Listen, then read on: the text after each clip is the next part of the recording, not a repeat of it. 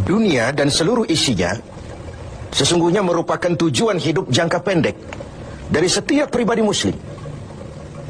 Tujuan jangka pendek yang mengantarkan kita untuk meraih tujuan jangka panjang, yaitu akhirat dan ridho Allah Subhanahu wa ta'ala. Untuk kedua tujuan ini, Islam mengajarkan nilai keseimbangan. Bekerjalah buat duniamu seolah kau akan hidup selamanya, tetapi bekerjalah buat akhiratmu seolah kau akan mati besok. Nilai keseimbangan ini kemudian diterjemahkan dalam berbagai aspek kehidupannya. Dalam berbagai aspek kehidupan. Bagaimana si kaya harus membantu yang miskin. Bagaimana si miskin berusaha dan hidup tidak menjadi beban bagi yang lain. Kelihatan nilai keseimbangan itu.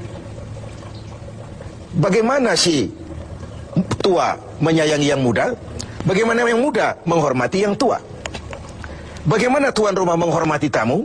Bagaimana tamu menjadi orang yang tahu diri. Ini semua merefleksikan adanya nilai keseimbangan. Jadi seakan, Bung, ini dunia. Ambil apa yang perlu. Nikmati apa yang boleh. Kalau bisa jangan gagal kau di dunia ini. Tapi kalaupun kau gagal di dunia, kau kan masih punya akhirat. Inilah sumber optimisme kehidupan seorang muslim. Dia tidak boleh gagal kalau bisa di dunia ini. Tapi kalaupun gagal, kau masih punya akhirat. Nah, karena kau punya akhirat, caramu mencapai dunia ini diwarnai oleh keyakinan terhadap adanya akhirat nanti.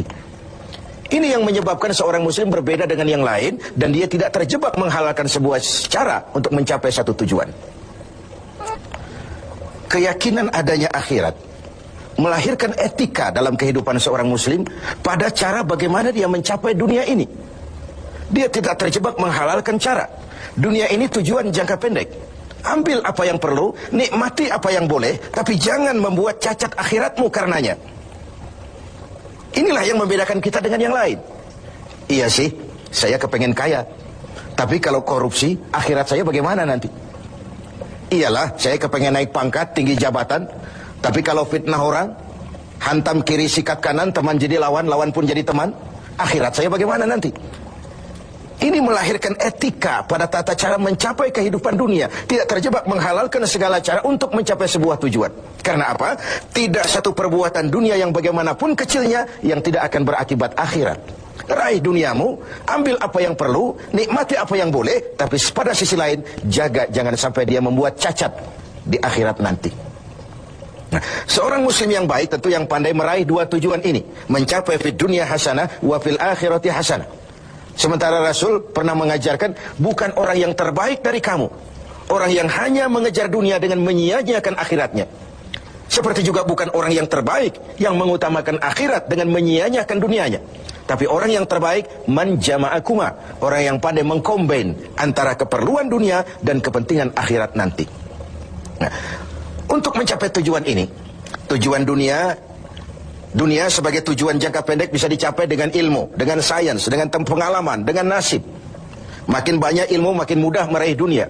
Makin syarat kita dengan pengalaman, makin mudah meraih dunia. Atau karena faktor nasib, lalu kita bisa meraih dunia. Sementara akhirat hanya bisa diraih dengan prestasi ibadah kepada Allah Subhanahu wa ta'ala.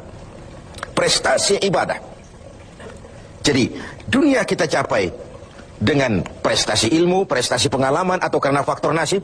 Akhirat kita capai hanya dengan prestasi ibadah kepada Allah Subhanahu wa ta'ala. Kalaupun ada efek dunianya, dari sholat kita, dari puasa kita, dari haji kita, dari zakat kita, itu sekedar side effect. Tapi sasaran utama adalah akhirat dan ridho Allah. Untuk mencapai dua tujuan ini, Allah memberikan alat untuk mencapai tujuan. Dan dalam kaidah usul fikih dijelaskan bahwa lil wasail hukmul maqasid. Alat dan tujuan hukumnya sama. Jadi kalau tujuan ke situ, alatnya harus ada untuk membawa kita ke arah itu. Saudara wajib naik ke loteng. Tidak bisa naik ke loteng kalau tidak ada tangga. Maka tangga itu menjadi wajib adanya. Nah, untuk mencapai dua tujuan ini, fid dunya hasanah wa fil akhirati hasanah, Allah memberikan alat kepada kita. Apa alatnya? Dalam surah At-Taubah ayat 111 bisa kita lihat. Inna Allah ashtara minal mu'minina anfusahum wa amwalahum bi anna lahumul jannah. Allah telah membeli dari orang-orang beriman diri mereka, harta mereka, bagi mereka adalah surga. Ayat ini merupakan transaksi yang sangat transparan. Transaksi yang sangat transparan. Pembeli Allah, penjual kita orang-orang beriman. Dagangannya amwal dan anfus, harta dan diri. Harganya adalah surga. Sekali harta dan diri sudah kita jual kepada Allah, tentu tidak akan kita jual lagi kepada yang lain. Jadi dengan kata lain, harta itu apa? Semua bentuk materi yang kita kuasai. Uang, tanah, kebun, pabrik, dan sebagainya. Lalu yang dimaksud dengan anfus, diri itu apa? Semua kekayaan yang ada dalam pribadi kita. Konsep, pikiran, ide, wewenang, jabatan, kemampuan, skill, itu semua anfus. Untuk tujuan jangka pendek, harta dan diri harus jadi rahmah bagi lingkungan. Untuk tujuan jangka panjang, harta dan diri harus menunjang jalan menuju ridho Allah Subhanahu wa ta'ala. Itulah jalan kalau kita ingin mencapai fid dunya hasanah wa fil akhirati hasanah. Dengan kata lain, yang alat itu, jadikan dia sebagai alat. Jangan dia dijadikan tujuan. Sekali alat kita jadikan tujuan, maka kita akan kehilangan tujuan yang sebenarnya. Begitulah sang waktu sering menggeser alat menjadi tujuan. Tujuan kita adalah kekuasaan, tujuan kita adalah kekayaan, tujuan kita adalah popularitas, tujuan kita adalah menghimpun segala macam kekuatan. Padahal itu cuma sekadar alat untuk mencapai fid dunya hasanah wa fil akhirati hasanah. Kalau alat kita jadikan tujuan, kita akan kehilangan tujuan yang sebenarnya. Dan akhirnya kita akan terjerat kepada fata morgana. Kita sangka itulah tujuan itu. Kita sangka kita sudah sampai kepada titik yang kita tuju, padahal cuma pandangan yang menipu saja. Akhirnya kita terjerat dalam arus siklus yang berkali-kali diperingatkan oleh Al-Quran. Alhaakumut takatsur. Kamu telah celaka lantaran berlomba-lomba menjadikan alat sebagai tujuan. Berlomba-lomba menjadikan alat sebagai tujuan. Karena itu, gunakanlah alat sebagai alat untuk mencapai tujuan. Dan bukan malah alat yang dijadikan tujuan. Berapa banyak pun harta kita miliki, dia cuma alat.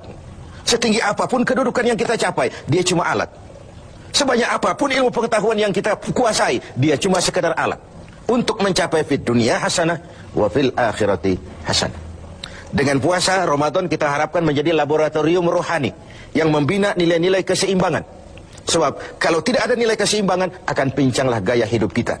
Tidak mustahil kita terjebak pada materialisme, hedonisme yang pada akhirnya lagi-lagi mengantarkan kita kepada fata morgana.